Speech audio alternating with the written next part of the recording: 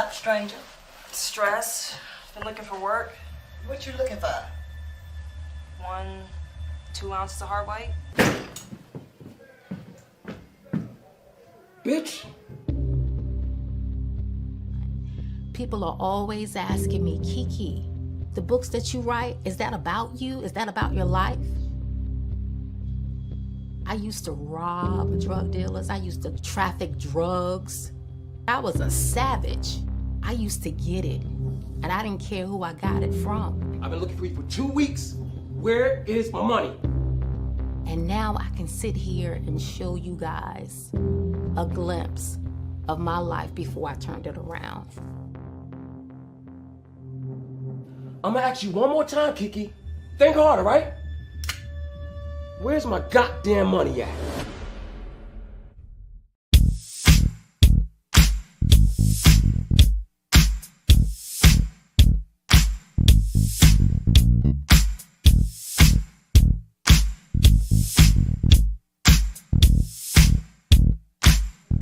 Mrs. Santana, you look stunning. What are you wearing? And tell us about this new venture in the fashion industry. I'm wearing a piece from my own line. It's called Kais, designed by my brilliant partner and friend, Karen Blackwell. Wow. Look at Adriana Santana. She's hot. I don't see Louis anywhere, though. I noticed Sheldon Chisholm and his family are here. Not to mention the other half-dozen criminals in here. Oh, no, you don't.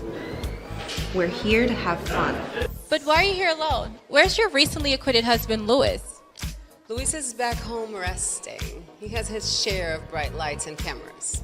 We just want to leave that whole thing behind us. No work today. We've been here for 5 minutes and you're already profiling people? Come on now. And what else are you looking to see tonight? All of my friends and to show off her brilliant work. Everything that you're about to see. We can't wait for it. The only reason I invited you is because you're my best friend and we never get to spend time together. Plus, you're killing it in that dress. Here comes Jess. I wanted to introduce you to.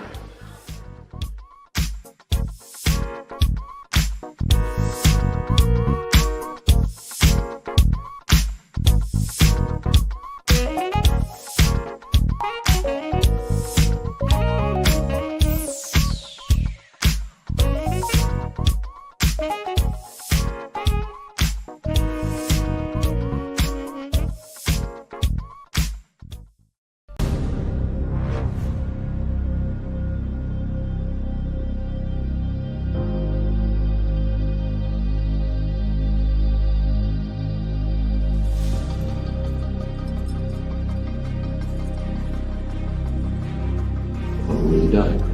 Roger that.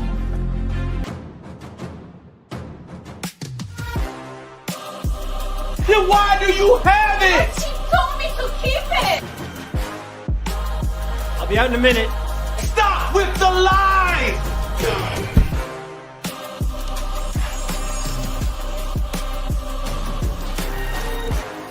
He's a very flashy Haitian with a penchant for violence. He's no one to play with, Haitian. Where's my goddamn money at? Sakura is dead. Play with me again. I'm tired of hearing you talk all the time. Save it. Save it. She's my friend. She's my friend.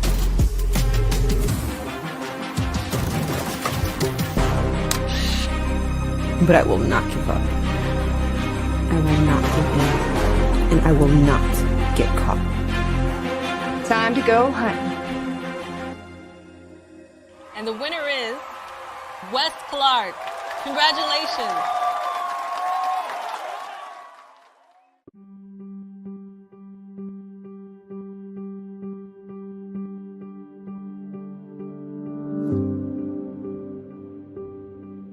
Yes, she's my mother.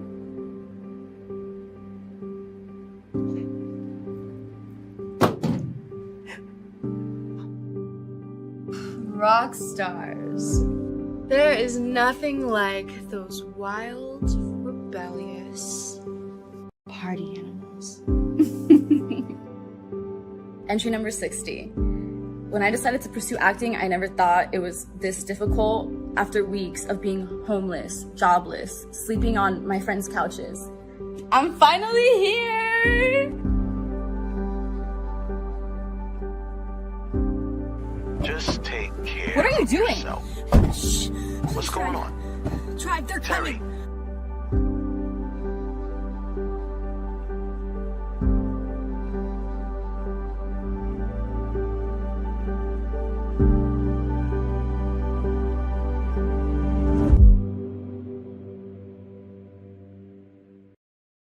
Where have you been?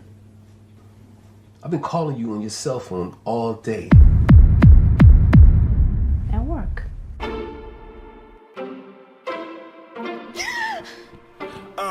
Faith wake up, dope sick, fiending for a sniff. Left the house, ain't tell her husband she was gone, she just dipped. Why is it that you are taking large sums of money out of our account every single day? While her family's at home, she's out there chasing that high. Roaming up and down the block, she run into this pimp guy. He's conversating with her, asked her if she trying to make cash. Next thing you know, she's in front of the pink house selling the ass. Then she gets dope sick again. She need that boy, so she out there searching again. She's tired of her life. For years she done wrong. Now she wanna do right. She go to rehab to get the help she need, and she tell her family.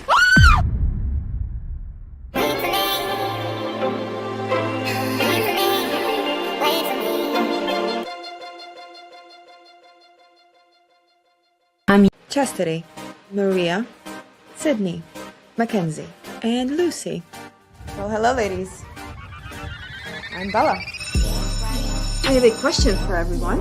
Why do you think rich men cheat? Control, attention, power. Here, you will learn how to gain ownership of all. Are you ready to take that step?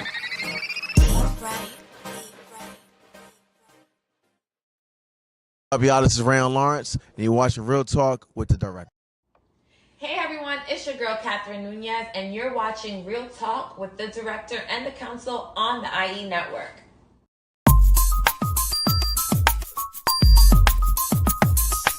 Real Talk. Hey, I'm Gina Lou, and you're listening to Real Talk with the Director on Dollhouse Radio.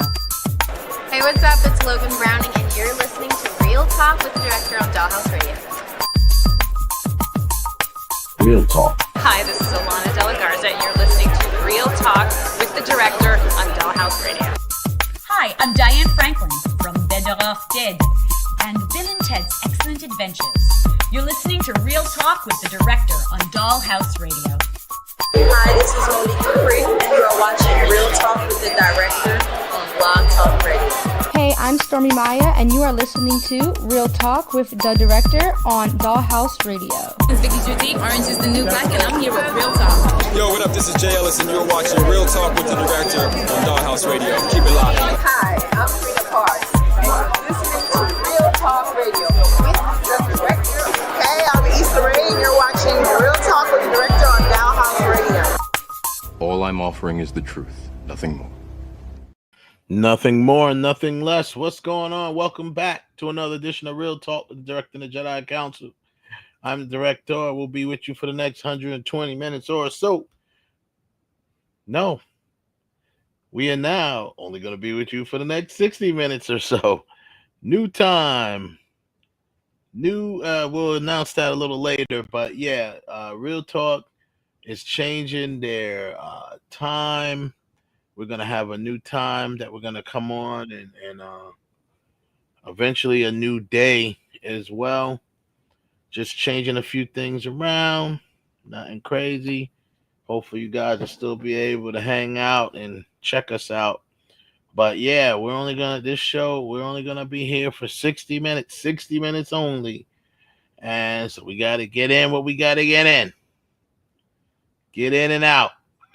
So you don't want to miss this. So we'll be with you for the next 60 minutes or so. Real Talk's brought to you each and every Monday by B2S Media. We broadcast worldwide via the internet on youtube.com/IE Network TV and youtube.com/Real Talk Radio.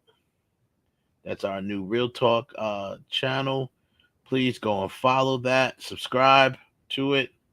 It is. I'll go ahead and put the link in the chat room so you can follow it. And yeah, keep up with it, because on that channel we will be doing things such as scene analysis and breakdowns, maybe some reaction stuff to trailer reactions and things like that. Most of that you'll see pop up on that channel.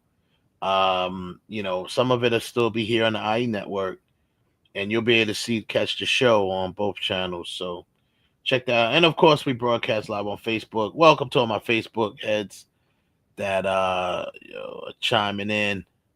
Appreciate y'all. Big up to the chat room. Joseph Tanner, what's up? Always holding it down. Everybody that comes through the chat room, we appreciate y'all. Make sure you like, subscribe to the channel, like, and share it with your friends. Don't forget to share, because as Barney says, sharing is caring. So if you care to share, then let's do it. So I couldn't think of nothing to rhyme with share, so I didn't keep continuing. So my rhyming days is over, man. I used to be nice. I used to be nice back in the day. I used to make beats. I'd be rhyming. My brother rhyming. We was kind of nice, but yeah, I can't rhyme them. I couldn't think of nothing to share. Hair. Bear. I don't know. So, yeah, it was but I stuck to my day job, which is filmmaking. But anyhow, yeah, man, shout out to everybody that always comes through and hold us down. But like I said, real talk, we will be changing times, and we're gonna do a couple of change of a day and try to do some. We're doing some experimenting on some new times, new dates, and we'll get that. We'll get back to you on that. The Oscars, the Academy Award, the 97th Academy Awards, the 97th Academy Award, was just went on last night in California, and it was a big night for indie filmmaking. A big night for independent filmmakers. Why you say that, Wes? I'll tell you why. Because Sean Baker, the writer, creator, director, editor of Anora, Best Picture film, he's from, we've mentioned this before, he is an independent filmmaker. He's cut from the same cloth as we independent filmmakers are. I know that this show broadcasts a lot in some of the independent filmmaking groups on Facebook. So if you're watching this, you heard me say it here. Last night, I believe, was a pivotal night, and it will change how Hollywood addresses and sees independent filmmaking forever. And that's I've said it right here on March the 3rd, 2025. I think Hollywood is going to start looking for the next Sean Baker. And as Sean Baker, where Anora, I think they only had a $6 million budget. That's nothing as far as studios in Hollywood goes. And trust me, this will be the last $6 million budget film that he has to do. Thanks to all of those wins. But now once he moves on to start making big budget films, the studios, I believe, are going to start looking for the next Sean Baker. So I believe it's a big win for the independent film community. And we're all out here doing what we do. We all know that the studios are scrambling anyway to try to save face and, make sure that the streamers don't overtake their industry. So they'll be looking to, I believe, it's just my belief, that they'll be looking to support a little more of independent filmmakers in their visions, because this right here proves that if you put together a good vision, a good story, and it's executed properly, it doesn't matter. Sean Baker, a couple of films ago, was shooting films on iPhones. So he's not, he's not your average, just some guy who came up and lucked up. He is a independent filmmaker.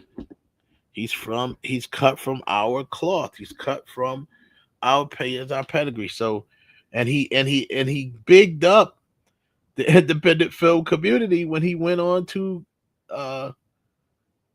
collect his 5th award of the night for the movie, 4th for him personally, which was Best Picture. Said the independent film community, man.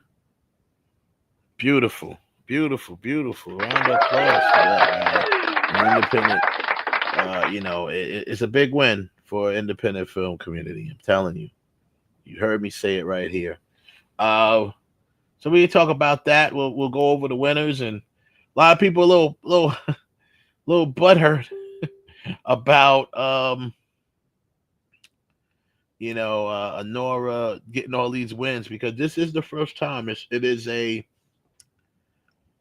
it's kind of making history, because it's the first time. Not only it's a very, it's not the first time an independent film, but in this capacity, there's never been an independent film or any film, not never, but hasn't been since like The Piano or something like that, of a film that kind of focused on the theme of the film, or the subject matter of the film, focused on sexuality and involving a woman.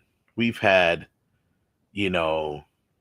Best Picture nominations and wins with sexuality involving men, involving gay men, involving all types of stuff is represented.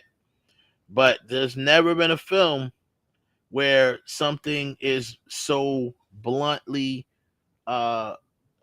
portrayed about a woman and sexuality. And Anora is one of those films, and I was very surprised that it won Best Picture. I wasn't sure. I was rooting for it, but I didn't think it would win Best Picture. I had a feeling. I do shout out to my movie crew. We do a Oscar ballot every year. I get a group of us, and we always used to go to the movies together.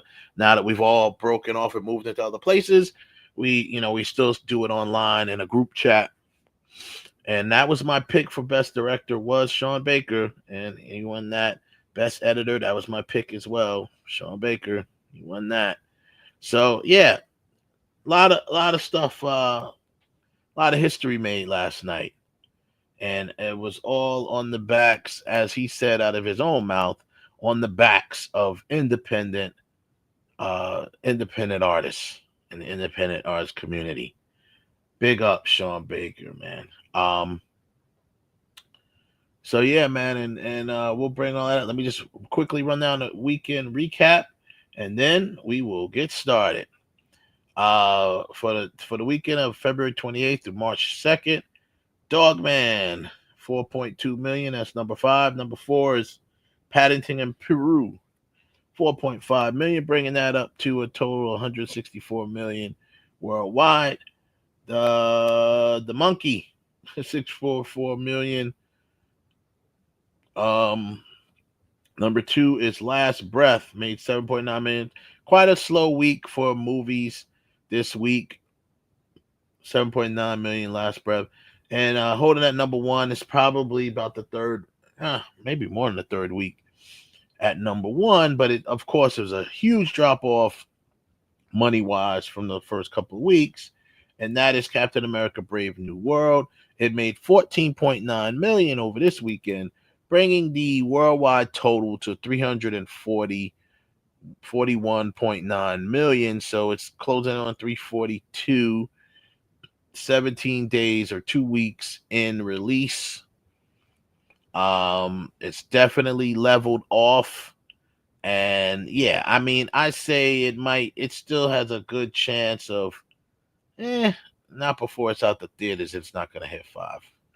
But, yeah, it's definitely tailed off. So there you have it, your weekend recap, brought to you by BoxOfficeMojo.com. You're watching and listening to Real Talk with the director of the Jedi Council. I am the director, and I brought my Jedi Council with me. And you don't believe me? Well, here they are. Kev, y'all in the building. Mute your mics. And of course, joining us again, our Padawan in training here, who has been with us most of these last few weeks. Our boy 42 is coming back. Welcome back, sir. Thank you, sir. Good to see you. Yeah, yes. Always good to see you, sir. And welcome my Jedi Council. Quite back. a night last night. What a night last night, man. It was a big win for the indie community. And we'll jump into that in a minute. Also, I wanted to talk about, wait, I have it here.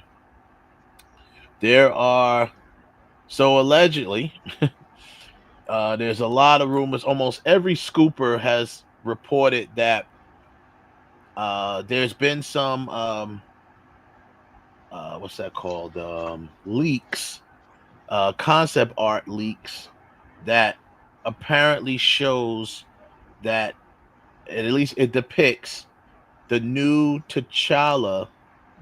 This is for Avengers Doomsday, allegedly. I think it's for Avengers Secret Wars, but we'll see. But allegedly it's for Avengers Doomsday, where the new T'Challa is apparently, it appears to be Damson Idris, actor Damson Idris. He's depicted in the, and like I said, this is based on concept art leak, pretty much reported by every outlet.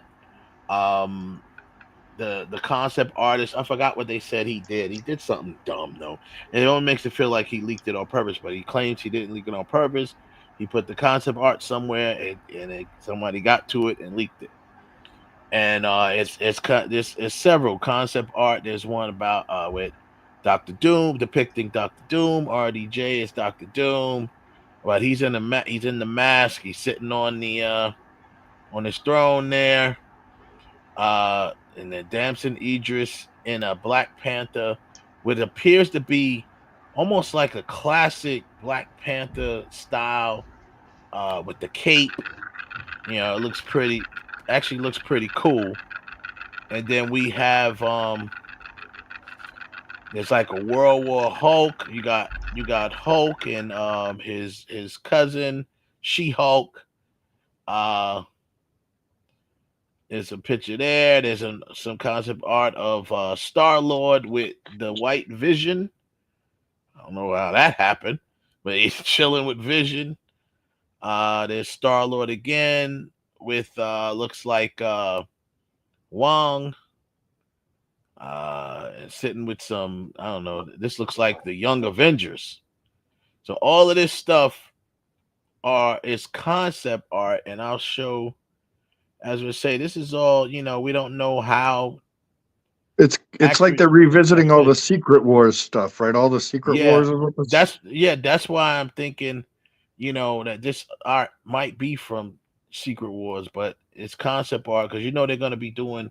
That's Secret what it feels Wars. like. All of it. Looking at it right now, it looks like Secret Wars. Exactly, but they're going to be doing all of these films back to back. So look at Doom, though. That is impressive. Yeah. That looks very menacing. It looks very good. They plan on depicting him looking like that. He looks like that, boy. Whew. It's gonna be something. And here's the T'Challa with the concept. It says concept 3, a concept art featuring medieval aesthetic showing Doom upon his throne, as we saw that.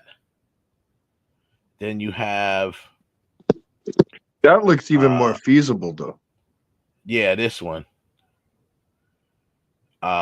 We had, like we said, Black Panther will return to MCU with Avengers Doomsday. However, it is not going to be an AI-powered tribute to Chadwick Boseman, which we already knew that.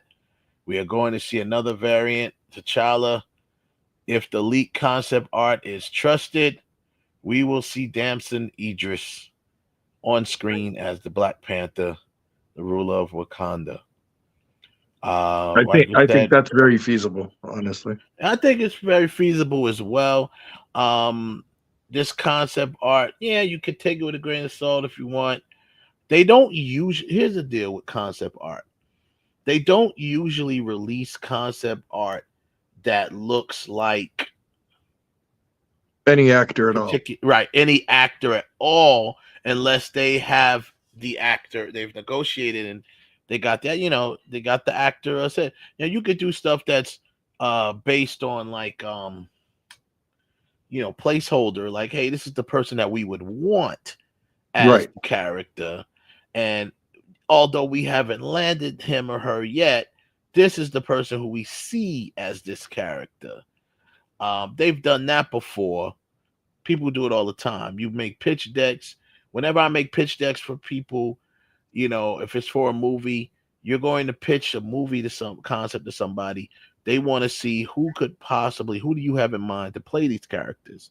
So you want to put, placeholders, or whether it's a AI or art or whatever you want to call it, a drawing or just a picture from the internet of the person who you feel should play this character.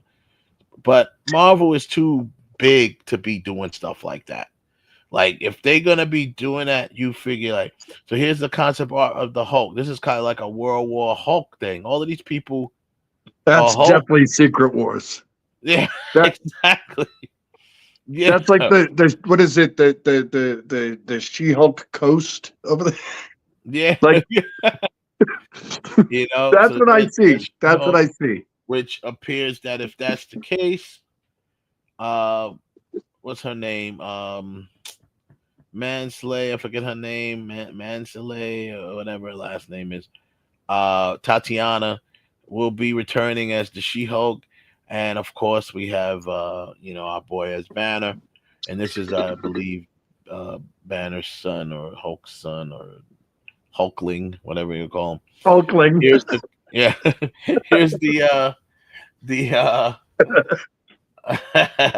here's the concept art again. Peter Quill, Star-Lord, and there is the White Vision. That's what it looks like. And he's chilling. He's chilling with him. And then you have, here is the one that I told you that has Star-Lord. That looks like Wong. It is Wong. And this is the Young Avengers. You see Kate Bishop there. That's Ant-Man's daughter. That's Wiccan in Speed. And I guess this is there's the Bangles. So that's Miss Marvel. So, and look at the time frame it's set in, right? The lantern, yeah. So it's like some sort of it's also shit. Yeah, man, it's gonna definitely be, as you can see, all of the time frames. Well, this one looks more modern, but all of these time frames seem to be, back like historic. Yes. Right. Look at this, medieval. This is medieval, definitely. All of it's medieval. All of it. Yeah, medieval. Because it's gonna be incursions. That's where all of these characters are coming from. They're not going to be all from the 616. Exactly. They're gonna be from different. We know that this guy is gonna be from a different world because our T'Challa is dead. 616 T'Challa is gone. So we definitely know. Yeah, all of these things are going to be different incursions and different from different worlds. And for the people, I got people that, of course, everyone wants to complain about everything. But sorry, people, you're going to have to do the work. Kevin has warned y'all about this months ago, maybe even years ago. He's always said it. I'm quoting him. He said it many times. Marvel is done holding your hand. Okay? If you want to know what's going on, you got to do the work and figure out what's going on, because the multiverse is going to confuse people. It's just going to happen if they don't prepare themselves. The stuff is there. You got plenty of time before any of these movies come out. Well, not plenty, but plenty. All these movies come out. Man, you got Disney Plus there to do your homework and get yourself put. I had somebody arguing with me talking about, well, they need to, if they're gonna have Dancing Idris, that's fine, but they need to do a proper Black Panther 2 so T'Challa can have a trilogy. I'm like, Black Panther 2, I don't consider Wakanda Forever Black Panther 2. I said, well, I don't care what you consider. It don't change the facts.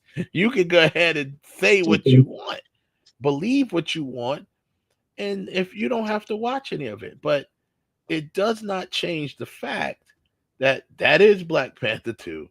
That is part of the canon, and it's going to stay that way.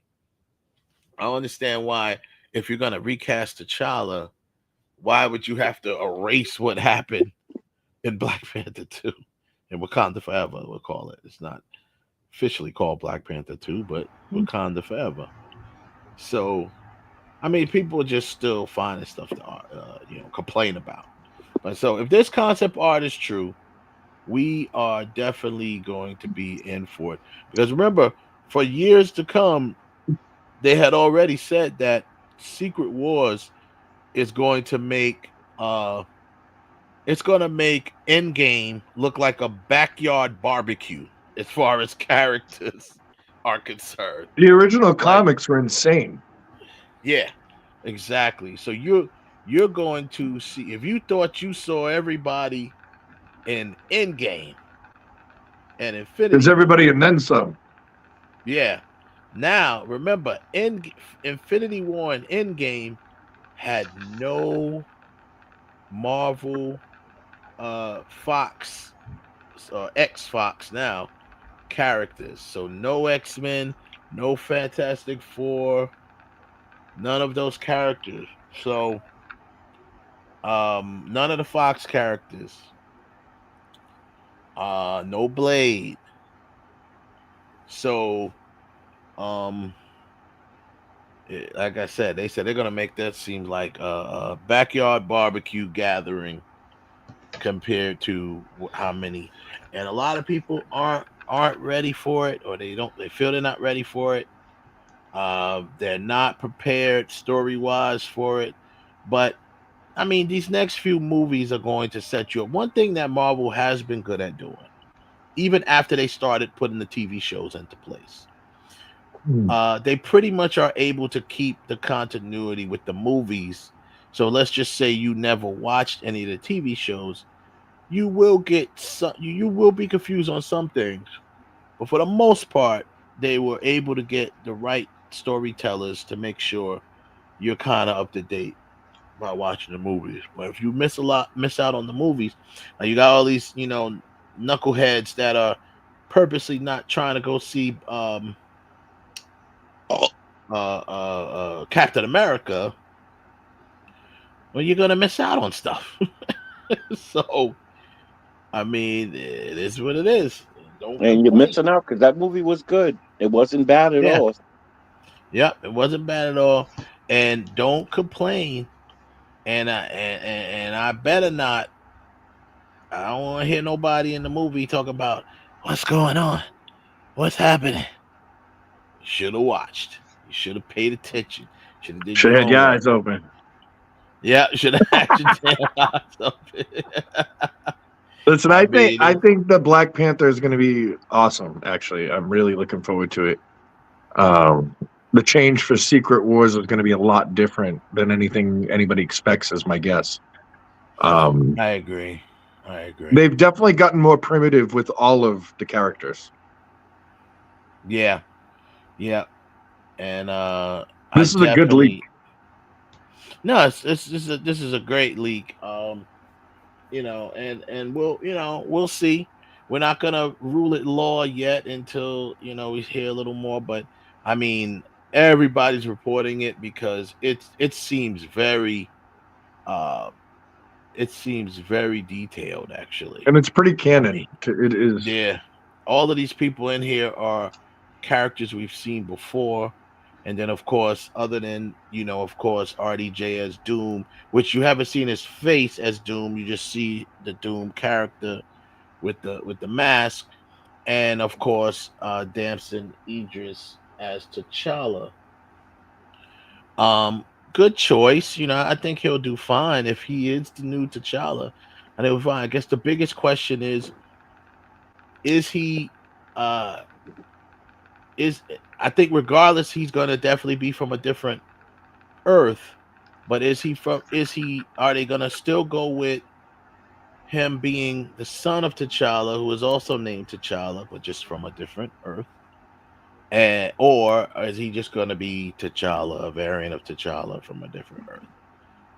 That question hasn't been answered yet. And if that's the case, how do they plan on handling what Ryan Coogler has set up, which is the son of T'Challa, Toussaint, aka T'Challa, going forward? Are they going to make a situation where Toussaint is killed in the 616, and maybe a variant of him will come from another Earth already as the Black Panther? Maybe Toussaint from our timeline hasn't become the Black Panther yet. He's older. He's not a kid anymore, but he gets killed or something like that, and he hasn't become the Black Panther yet. And then when we see him and they bring him from another world, another Earth, he is already the Black Panther. No, first, nobody can speculate on anything yet because we don't know what the timeline is. We don't know how far ahead are they from. Well, I mean, I can speculate because that's what speculation is. I mean, maybe I use the wrong word, but I just feel you can't until you know what the timeline is, or how they're or how they're bringing in the incursion, or whether that T'Challa is an incursion. Yeah, that's the other thing. Is that T'Challa an incursion, or is that T'Challa Toussaint? Toussaint grown up, yeah. I think, yeah, so I'm saying I don't know. It is obviously with the multiverse, there's multiple possibilities, right? So it could be, it could be You got to remember, even from another planet, another Earth. You can't use that term anymore. That's the other thing people are gonna have. This is the thing that's really gonna mess people up because you can't really. We got to start getting away from the term multiverse, and now you got to start getting into incursion because that's where a lot of these characters are going to be coming from. Or maybe some of them. I won't say all of them. I'll say some of them because it's going to be a mixture. It's going to be a mixture of some that are multiverse, and then there'll be some that are incursions. Well, I mean, the multiverse is the grand scheme of it all. That's what is happening. Incursions happen within the multiverse, and when an incursion happens, it's two different universes colliding. Right? Yeah. So an incursion happens within the multiverse. So when I just refer to it as the multiverse, is just meaning this is the saga we're in right now, the multiverse saga. So that's a better way to put it. I'm just saying people just need to be aware of exactly what's going on because you'll be like, they're gonna be set up. Yeah, they're gonna be, what's going on? Well, Fantastic Four will definitely set up incursions because there's been plenty of the scoopers that's broken down a lot of the stuff. Reed Richards writing stuff on he's writing stuff on the whiteboard, talking about all different types of formulas, and he's already talking about incursions, and he's probably predicting an incursion is about to happen. Yep, and that's exactly what Also it is. about wormholes. Yep. Exactly, Also and about that's where Galactus, wormholes and stuff like comes in, because he's coming Mhm. in because of Little Franklin. Richards, Yeah. Nathaniel Richards. Nathaniel Richards, yeah. Nathaniel was the other one, right? I thought it was Franklin Richards. I don't Franklin know. Richards, right? Yeah, Franklin, Franklin yeah. Richards. Franklin Richards is their direct son. Nathaniel Richards is the descendant that becomes Kang Kane, eventually. yeah.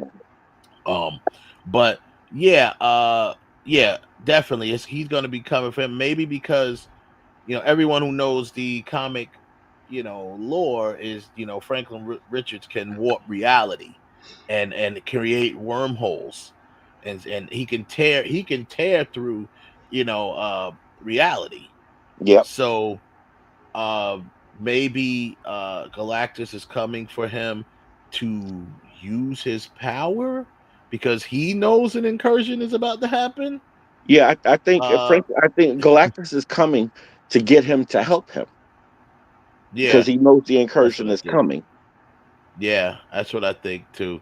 And they're gonna have to obviously fight, but that's gonna be interesting. But that's gonna set up everyone else with the encouragers. Who knows? I mean, if you go all the way back to the Marvels, we know that um Photon or whoever it was, she no, what's her name? Her name's not Photon. Yeah, What's the Photon. mother's name? Oh, I thought the mother was Photon. But anyway, she went through a tear in space, ended up in another universe. All of that stuff's gonna come back. All that stuff's gonna be, and apparently where she's at is probably where the X-Men are. And her So mother, actually, yeah, her mother is her is in there. in that where she goes in that where she jumped to. Yeah. And So it's gonna be you know what that goes to say too? Like, nobody has really spoken on this, but that goes to say, like, those that the well, I guess the space jumping device that they Mhm. use, Mhm.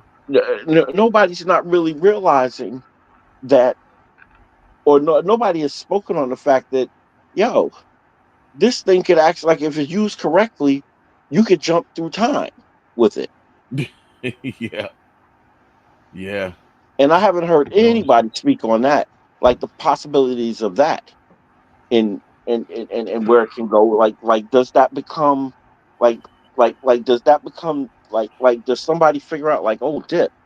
So she jumped across, and it would be her. If anybody would, it would be her, because how did she get to where she got to?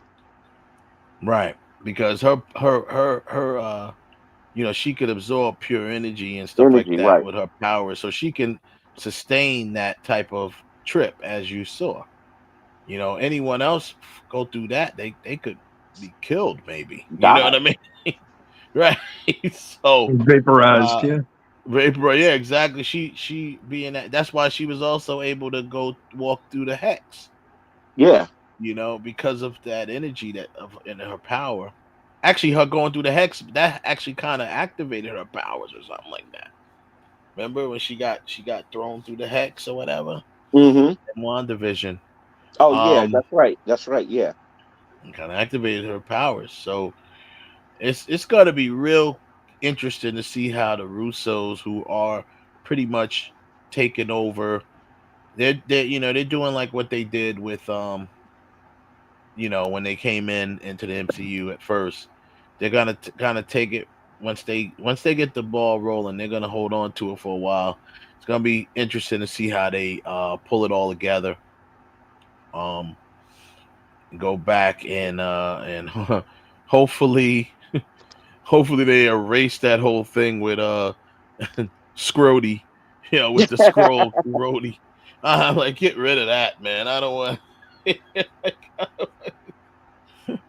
I don't want to know that. And that was a terrible decision by that showrunner and director to make it that Rhodey was a scroll. all this time. Like he's been a Skrull since like Civil War or something like that. Like really? That was, the most creative choice he had that night. Yeah. Yeah, he should have did that. So I just thought it was dirty to call him Scrody. It just did him wrong. That's the only thing I don't like. I just don't like the fact they called him Scrody. I didn't mind what they did. But that Scrody shit sounds weird. Yeah. Yeah. That's just all wrong. Scrody. What material is that scroll made out of? Yeah. I'm just like, yo, nah. I mean, Scrody the scroll. Come on now. You might as well just call him Scrotum. You're right. That's what the scroll's made out of. Yeah, but I Keeps thought his that energy was in it. thought that was a bad idea. Wow, and you know what's funny about that? You know what's funny about what you just said, man? Because remember when what's his face? When Star-Lord said, "Hey, what did he call him? Nutsack Chin? What did he call him?" Oh yeah, What that's did he what he call said. Thanos? I'm gonna blow that. Yeah, and Thanos, he said, "I'm gonna blow that nut sack of a chin right off your face." There you go, Scrody. Yeah, and not that Thanos is a Skrull, but you know he has the same look. I mean, He kind of has a look of like that, yeah. So look at a scroll. So yeah, man. With that being said, we'll see how that. We'll keep up to date on that. There are let's see. So with the Oscars, as we know, I said at the top of the show, big night for Sean Baker and his team. 4 awards, unbelievable. 4 awards for him personally, and 5 for the whole. I just can't believe he won 4 awards by himself for one movie. By himself, he won 4, and on top of that, best director and best editor. That's never been done. I don't ever remember. that's what happens when you write, direct, and edit. You're gonna get you're gonna get the accolades that go along with it if it pops off. And he has did a good vision. Yeah, and on top of that, the funny thing is, this is what that's what indie filmmakers do, man. We do it not because we want to, because we have to. You know what I'm saying? And they did that don't movie have the with money. $6 million. Yep. On top $6 of all million, of that, bro. But once again, it doesn't surprise me because he's a true indie filmmaker. I mean, you know what I could do with $6 million? Jesus. You know what I'm saying? And he's already, won his first rodeo. He had a few films. I think his biggest film before that was only $2 million. And then I think Tangerine, he did it was like a couple $100,000. It might have been $100,000 budget. Yeah. So he was shooting films with iPhones, bro. So he knows how to stretch a budget. And if you look at the film, what I loved about Anora was it was very ground level and gritty and whatever. And you could tell he used locations that he's probably used before. He's the local filmmaker, Jersey area, New York, whatever. He's used these places before. it was all NYC. He said he made all the whole film was shot in New York City. Yep. And these are all, him being the local filmmaker. He's like, yeah, sure, man. Yeah, sure. You could come in and use my little ice cream parlor for a couple of scenes. And yeah, sure. It's on Coney Island, Coney Island area, Boardwalk. Yeah, sure. You can come in and he probably paid a club owner. Listen, bro. Hey, Sean, you can come in and film, brother. But you know what? I can't shut down business because I make too much money. And you're gonna have to film during business hours if you want to get a full house. Okay, that's right, what he did, and that's exactly what he did. He had his actors interact with actual patrons, actual customers. and he filmed it. Obviously, didn't get the customers on camera and stuff like that, but it just gave it such a real feel, real dynamic to it, gritty in there. You know, made you feel like you were in there with them. You know, so really well done film. There's a lot of people that and I'm gonna run down the list of winners. But what I do want to say is this: I do want to very quickly go over, and it's going to be very briefly. I'm gonna paraphrase and go over how, because somebody online approached me, and they made a comment about how can a film about a sex worker win? Oh no, she was talking about Mickey Madison winning Best Actress. All she did was take off her clothes and twerk. And a film about sex workers, blah blah blah. Just went on this whole rant. And it proves that the Academy's panel, a panel of old, dirty old men that vote for these movies. So loud and wrong. That's number one. You're not only loud, you're wrong. So I'm going to very briefly break down to you how the Academy works, because first and foremost, there is no panel. There's no panel of people or judges or anyone who votes for the movies.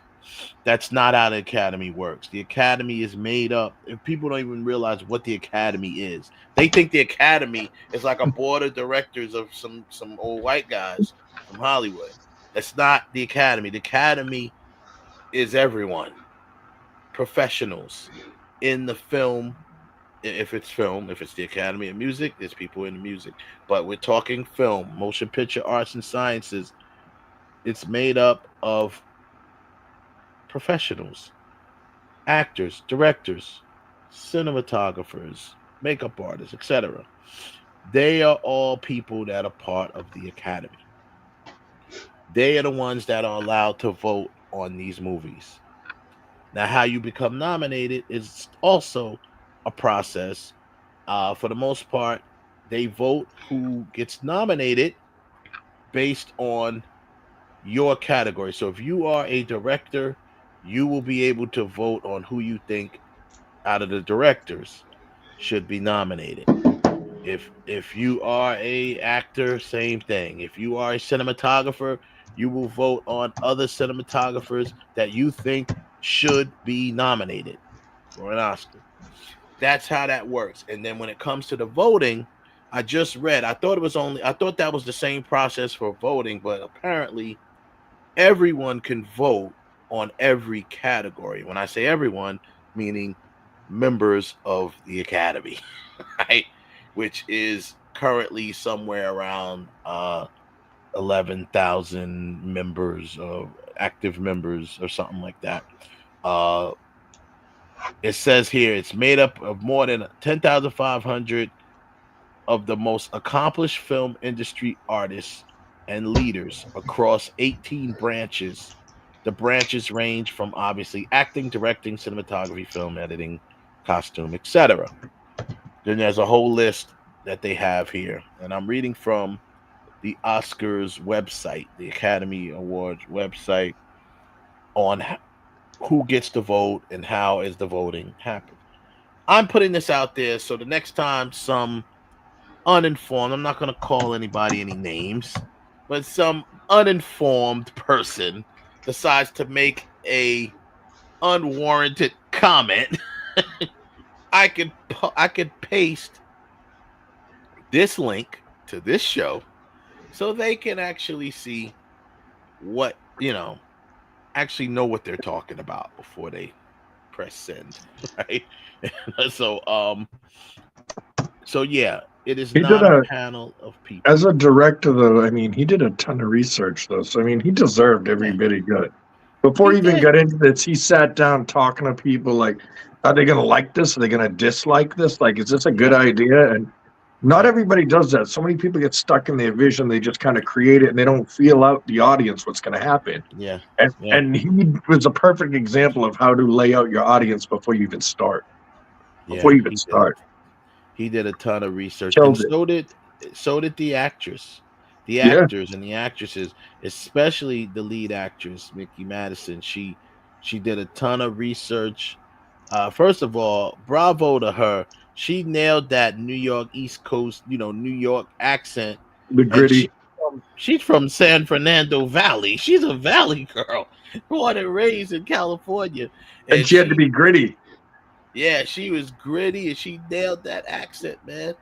Um, that's number one. Number two, it's very, I've said this already in one of my reviews that I posted on like Instagram or something, but I said, and this is only lack for a better comparison. But Anora is what Pretty Woman would have been had it not been acquired by Disney. If it didn't have such old money involved. Yeah, you're right. Right. The original Pretty Woman script was very much darker, darker tone, grittier, and the ending was nothing like what we saw. There was no happy, sweep you away fantasy ending. The ending of the original Pretty Woman, he dropped her ass back off on Hollywood Boulevard. That was the original ending. And that's why that's what Anora is. Anora is that story. I guarantee you that dude said, all right. So since they didn't want to do Pretty Woman that way, I'll do it. And I'll do it on $6 million budget. And I'll drop it. Yep. And I'll take all the awards too. I'll do it and I'll cut it myself. And yeah, I mean, that's what it is. Because he killed it, man. And that's what Anora in a nutshell is. Of course, it's very character driven, dialogue heavy, a lot of stuff going on. Not a lot of crazy action, but it's like dramatic action, not like action, but dramatic action. Them, her screaming and them going, she cussing them out and blah blah blah and all this other stuff. Them hemming her up, tying her up, doing stuff like that. So that type of action, but it's very engaging, very, like I said, it's just gritty. It feels real, and the way he approached filming made it feel even more real. So that is that I'll quickly run down the winners. It's heartbreaking because it is real. I mean, it's a very real story. It happens all the time. It happens all the time. That type of deal. What happens in Anora happens all the time. And I'll say this again before I run down the few winners, not few, but the winners. Whenever people wondering why that won Best Picture and that, you have to remember, whenever you open a door or even a window to another world that people are not really privy to, it's interesting. People get interested. It's that plain and simple. When the West Coast movies started coming out, the Boys in the Hood and all this, those movies started to blow up because people were interested. They, it's a whole new world to them, right? So they get a chance to. And we got to see, and we got to match the experience up with the records. Yeah. We got to see, exactly. We got to see. That's what a 9 tray is. Exactly what I was about to say, Kev. We especially hip hop fans got a chance to kind of really match things up there, right? But I'll take it away from urban or hip hop. Why do you think so many people love mob movies? Because it opens a window to a world that we're not privy to, and people are fascinated by that. Italians hate them. A lot of Italians hate mob movies because it's dry snitching.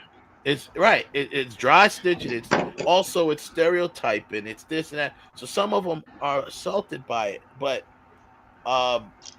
non-Italians I love the idea. Yeah, you can make a mob flick every year, and people will watch it because they're just intrigued by it. Speaking of which, Martin Scorsese is working on a new mafia type film. This is different, with that will take place in Hawaii, and the mob underworld crime underworld in Hawaii. And there guess was, who's there was a crime underworld. There was a mob underworld in Miami, because I mean in Hawaii. Yeah. And guess who is leading the charge? The head who's going to be leading the bill, Dwayne "The Rock" Johnson. Of course, Martin Scorsese is doing a new film with Dwayne "The Rock" Johnson. We don't know what character he's playing, but he is going to be playing along with Leonardo DiCaprio and Emily Blunt. Oh all shit! attached. It's gonna be like Hawaii 5-0 all over again. It's over. It's Yeah. over. It's over. Yeah. 5-0. It's over. You said The Rock, Leonardo DiCaprio. You could have just stopped there, but then you went and said Emily Blunt. Could have stopped, it's a wrap. but he didn't. It's a wrap. It's a wrap. Yeah, man. So, Emily Blunt. So there we go. That's gonna be coming out very, very soon. Well, not very, very soon, but they're gonna start it soon, and it's gonna be a different take. Because Marty has always had trouble lately, really financing his films because a lot of his films are expensive. He has big budget films because they're long and this and the other. He always has big stars in them. But they killing two birds with one stone. They got The Rock, who is a big draw. He is one of the biggest draws, box office wise and streaming wise. And The Rock gets a chance to exercise his chops. He gets a chance to say, "Hey, let me step in and show you that I can really act." Because you're gonna be you rocking with Martin Scorsese. You better bring it, and you're gonna have DiCaprio and Emily Blunt by your side to help you out. Let's make it happen. So, and I think it gives The Rock a chance to step out of that, persona. And I won't be surprised if he's definitely playing like a criminal, like a bad guy or something like that. It'd be nice. Play the antagonist. Yeah. He's probably playing the boss. Yeah, he's probably playing the boss. Yep. So it's gonna be something different. I'm interested. I mean, I don't put The Rock as the greatest actor, but I'm interested to see what happens here. But listen, you know what I do, and here's why: because he has done some stuff to show. I mean, Pain and Gain by itself clearly shows he has the action chops to really spread his wings and to soar in the acting community. He just hasn't because he's a blockbuster king, and the only reason why that is because of wrestling. Wrestling made him the popular guy, so that he puts butts in seats. So that's why he's always going to be jammed into action-packed movies and movies of that caliber. And every once in a blue moon, and if you notice, he has a pattern in that. Every once in a blue moon, he sneaks in a good one, and this is going to be one of those good ones that he sneaks in. It's going to be one of those good ones. And like I said, it helps Marty have that draw that's going to help get his film financed the way he wanted to, and at the same time, The Rock gets to work out his chops. So we're coming up on the last 5 minutes of the hour, and like I said before, I'll take this opportunity to let people know as well that we are changing our time.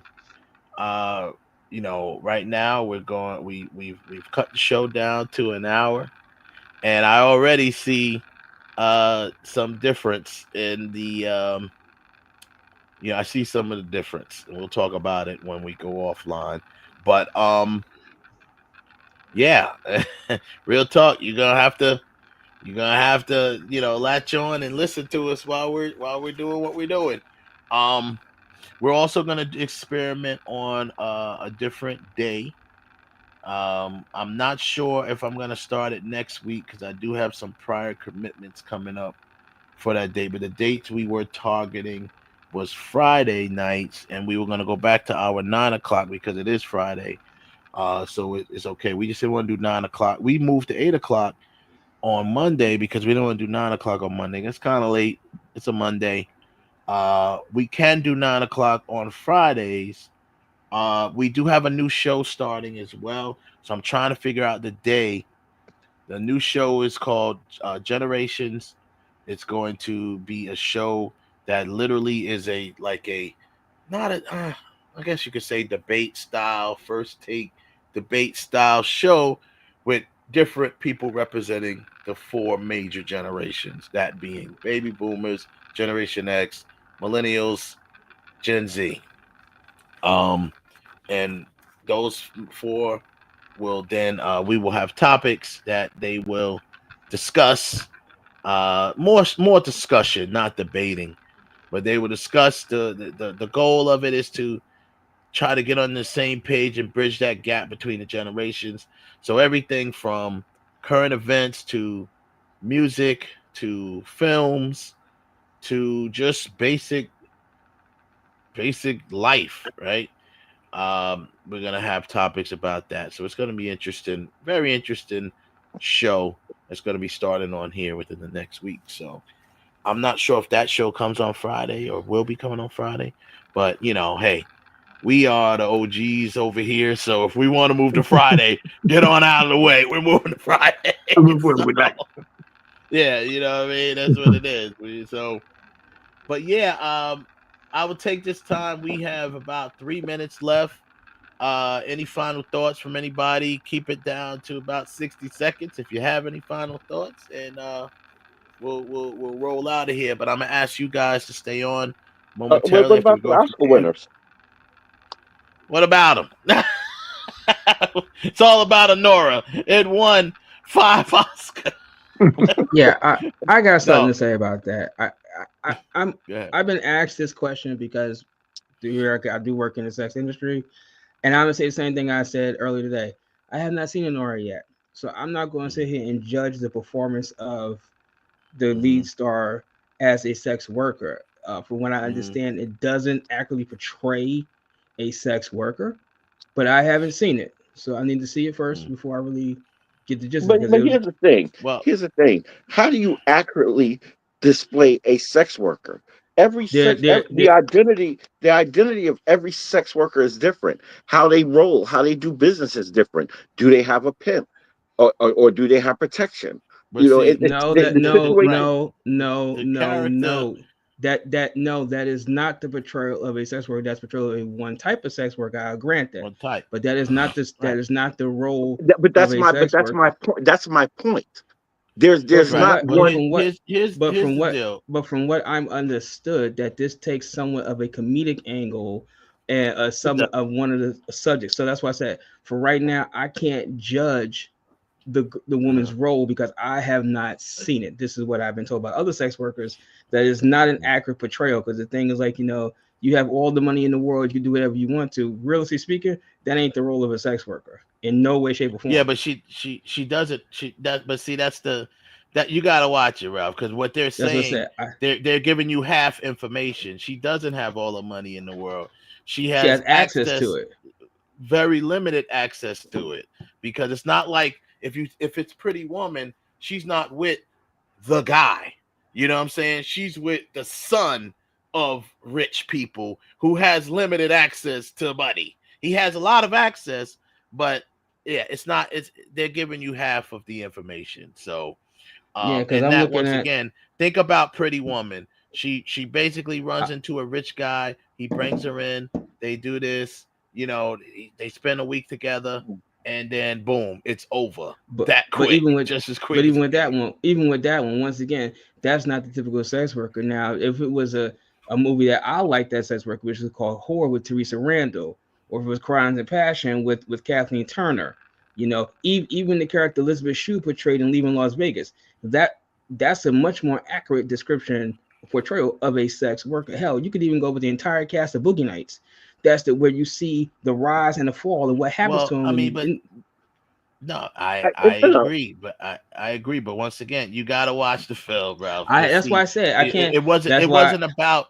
Remember, the sex worker community was the backdrop and this particular character is the main driver of the well, joint. hell, I mean, not for nothing, the sex workers community is the backdrop for hustlers. That don't mean it's a really good portrayal of the sex workers community. So I can't take that. Exactly. But like I said, it's not about. Like I said, once again, you got to watch the film. It is definitely portrayed, and that's the backdrop.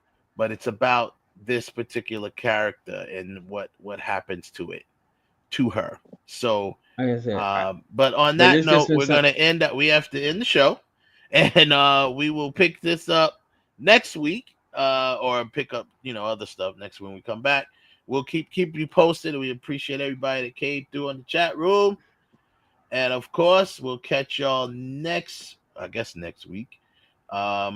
We will keep you posted on what day that we're gonna be doing this, right? So for all of y'all out there, we appreciate y'all. We gonna say sha-la-la-la. Don't you forget about me.